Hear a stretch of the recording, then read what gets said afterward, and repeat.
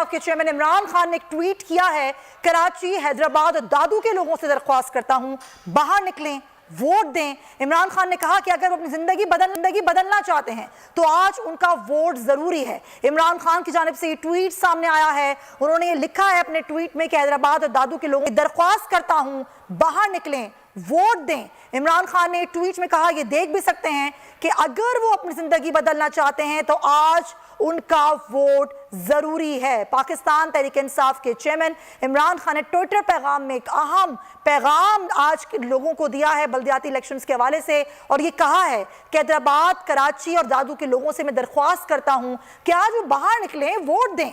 और ये भी कहा कि अगर अपनी जिंदगी बदलना चाहते हैं तो आज वोट जरूर दें। और आम खबर आपको दें हैदराबाद से, जहां पर आगा खान स्कूल के पोलिंग स्टेशन में गैर मुतल्लिका खातून वोटों पर